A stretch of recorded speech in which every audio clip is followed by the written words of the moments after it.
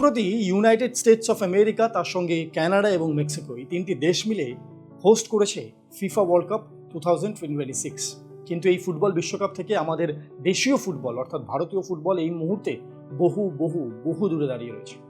Qualification স্টেজের দ্বিতীয় ধাপ পর্যন্ত পৌঁছাতে পারেনি আমাদের এই মনবীর সিং, তার সঙ্গে সন্দেশ, গুরপ্রীত সিং সান্ধুদের ভারতীয় football.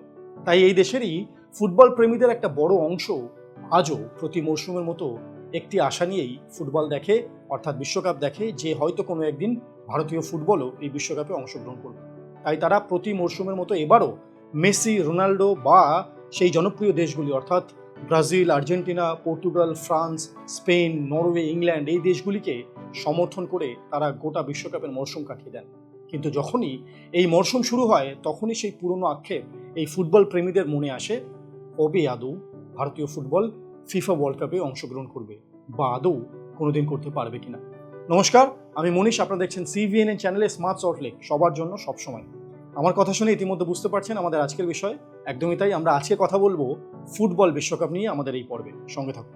Indian national football team, যা মূলত ব্লু টাইগার্স নামে পরিচিত, যে সমর্থকরা এই ন্যাশনাল ফুটবল টিমের জার্নিটাকে বহু বছর ধরে লক্ষ্য রেখেছেন, খোঁজ খবর রাখছেন, তারা নিশ্চয়ই জানেন, তারা আরও ভালো বলতে পারবেন যে এই ন্যাশনাল টিমই কিন্তু এশিয়ার অর্থাৎ যে রিজিওনাল কোয়ালিফিকেশন স্টেজ চলে তারও প্রাথমিক ধাপ ঠিকমতো বের করে উঠতে পারেন না। অথচ অন্যদিকে কিন্তু এই দেশেই ফুটবল প্রেমীদের সংখ্যা একেবারেই কম নয়। বিশ্বকাপ চলাকালীন আমাদের দেশের সমর্থকদের তাদের আগ্রহ কিন্তু অন্যান্য দেশের তুলনায় কোনো অংশে পিছিয়ে নয়, বরং পশ্চিমবঙ্গ, কেরালা, গোয়া এরকম অনেক রাজ্য আছে যেখানে এই বিশ্বকাপ ঘিরে রীতিমতো উৎসব তৈরি হয়। দিনের শেষে সত্যি একটাই, ভারতবর্ষ ওয়ার্ল্ড স্টেজে এই যে ক্রিকেট দেশ নামেই পরিচিত আজ পর্যন্ত।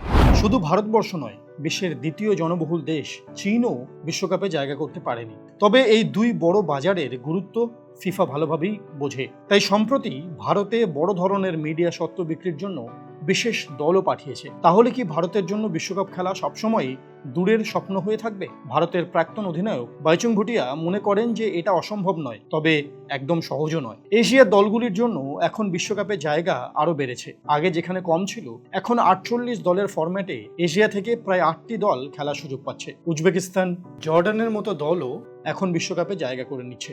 বাইচুং ভুটিয়ার মতে শুধু সুযোগ থাকলেই হবে না, এর জন্য অনেক কঠোর পরিশ্রম করতে হবে। তিনি আরও বলেন, ভারতের মতো বড় দেশে ফুটবল প্রতিভার কোনো অভাব নেই।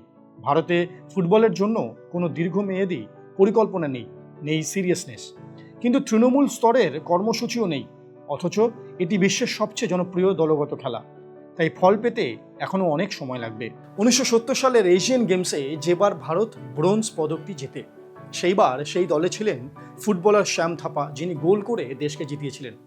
আশ্চর্যের বিষয়, সেবারই ছিল লাস্ট এই এশিয়ান অর্থাৎ মহাদেশীয় পর্যায়ে ভারতের জন্য বড় সাফল্য। বছর 78-এর এই প্রাক্তন ফুটবলারও তৃণমূল স্তরে ধারাবাহিক কর্মসূচির প্রয়োজনীয়তার ওপর জোর দিয়েছেন। তার কথার আসল বিষয়টি ছিল শিশুরা যাতে আরও বেশি করে ফুটবল খেলতে আসে তার ওপর জোর দেওয়া। বাইসাইকেল কিক মেরে গোল করার জন্য বিখ্যাত এই বুদ্ধিদীপ্ত স্ট্রাইকার আক্ষেপ করে বলেছেন যে মধ্যবিত্ত ও উচ্চ মধ্যবিত্ত পরিবারের অভিভাবকেরা তাদের সন্তানদের ফুটবল থেকে দূরে সরিয়ে ক্রিকেটের দিকে নিয়ে যাচ্ছেন। ছোটরা যত বেশি এই খেলার প্রতি আগ্রহ হবে, তত বেশি প্রতিভাবান খেলোয়াড় খুঁজে পাওয়া যাবে। কিন্তু এই ধরনের ব্যবস্থা চালু করার জন্য অল ইন্ডিয়া ফুটবল ফেডারেশন কি করছে? চলতি মরশুমের বিশ্বকাপে যে 9টি দেশ এশিয়া থেকে অংশগ্রহণ করেছে বা খেলার যোগ্যতা অর্জন করেছে, সেই দলগুলিকে একটু নিবিড়ভাবে পর্যবেক্ষণ করলেই আমরা বুঝতে পারবো যে সেই স্তরে ভারতকে যেতে আদৌ ভারতকে নিজের ফুটবলে এখনো কত কিছু করতে হবে। এই তালিকায় রয়েছে ইরান, জাপান, জর্ডান, দক্ষিণ কোরিয়া, উজবেকিস্তান, কাতার, সৌদি আরব এবং ইরাক। এর মধ্যে জর্ডান ও উজবেকিস্তান তাদের বহু প্রতীক্ষার পরে এই প্রথম বিশ্বকাপে খেলছে। বিশ্বকাপে নতুন দুটি দল বর্তমান ফিফা র্যাঙ্কিংয়ে ভারতের থেকে অনেকটা উপরে রয়েছে। উজবেকিস্তান বিশ্বে 52তম এবং জর্ডান 63তম স্থানে রয়েছে। গত 1.5 বছরে পারফরমেন্সের অবনতির পর ভারত 136তম স্থানে নেমে গিয়েছে। এই র্যাঙ্কিং থেকেই বোঝা যায় যে ভারতীয় ফুটবলের সামনে কত বড় চ্যালেঞ্জ রয়েছে। কল্যাণ চৌবেই প্রথম AIFF এর সভাপতি, যিনি একজন প্রাক্তন ফুটবলার। 2022 সালে দায়িত্ব নেওয়ার পর বলেছিলেন, আমি এই স্বপ্ন দেখাবো না যে ভারত 8 বছরের মধ্যে বিশ্বকাপ খেলবে, বরং আমরা ভারতীয় ফুটবলকে তার বর্তমান অবস্থা থেকে সামনের দিকে এগিয়ে নিয়ে যাব। এরপর প্রায় 4 বছর কেটে গেছে, কিন্তু প্রশ্ন উঠছে যে তার প্রশাসন কি সেই উদ্দেশ্যে আদৌ সাফল্য হয়েছে? 2014 সালে ভারতবর্ষের যে ফুটবল ফেডারেশন আছে তারা বেশ জাঁকজমক করে ইন্ডিয়ান সুপার লিগ বা আইএসএল অর্থাৎ ঘরোয়া ক্লাব ভিত্তিক ফুটবল টুর্নামেন্টের আয়োজন করেন এবং সেই প্রথম বছরেই সেই টুর্নামেন্টেই আমরা দেখতে পাই বলিউড, বাণিজ্য এবং ক্রিকেট জগৎ থেকে বড় বড় তারকাদের নাম যারা সেই আইএসএলে যুক্ত হয় এবং প্রথম বছর থেকেই নামী বিদেশি খেলোয়াড়দেরকেও আকৃষ্ট করেছিল এই টুর্নামেন্ট। কিন্তু বর্তমানে যদি আমরা আইএসএল এর দিকে তাকাই তাহলে ভালো করে বুঝতে পারবো যে আইএসএল এর ভবিষ্যৎও কিন্তু আজকের দিনে দাঁড়িয়ে ভীষণভাবে অনিশ্চিত। কিন্তু এখন আইএসএল এর ভবিষ্যৎ বাণিজ্যিক অংশীদারিত্বের জন্য কোনো স্পন্সর না পাওয়ায় আইএসএল এর সর্বশেষ মরশুম অনেকটাই দেরিতে শুরু হয় এবং কয়েকশো ফুটবলার নিজের ভবিষ্যৎ নিয়ে উদ্বিগ্ন ছিলেন। সব মিলিয়ে আইএসএল নিয়ে ব্যাপক নেতিবাচক প্রচার শুরু হয়েছিল। এই পরিস্থিতির মধ্যে কল্যাণ চৌবের ভিশন 2047, যেখানে 3,50,00,000 শিশুকে ফুটবলে আনার বড় পরিকল্পনার কথা বলা হয়েছিল, এটি লক্ষ্য আর মাঠের বাস্তব ফলাফলের মধ্যে ব্যবধান আরও স্পষ্ট হয়ে উঠেছে। 2023 সালে অবশ্যই ভারতীয় ফুটবলে সংক্ষিপ্ত পুনরুত্থানের লক্ষ্য করা গেছিল। ওই বছর একটি আমন্ত্রণমূলক ম্যাচে জিতে ফিফার বিশ্ব র্যাঙ্কিংয়ের প্রথম 100-র মধ্যে চলে আসে Bharat. South Asian football federation চ্যাম্পিয়নশিপও জিতেছে ভারত। অবশ্য তারপরে তেমন কোনো বড় সাফল্য একেবারেই আসেনি। 2026 সালের এই চলতি মরশুমের যে বিশ্বকাপ চলছে সেই বিশ্বকাপে খেলার যোগ্যতা অর্জনের জন্য এশিয়ান ফুটবল কনফেডারেশনের আয়োজনে যে বাছাই পর্ব চলে সেখানে ভারতীয় দল প্রথমবারের মতো তৃতীয় স্টেজে ওঠার একবার আশা দেখালেও শেষ পর্যন্ত তা হয়েই ওঠেনি।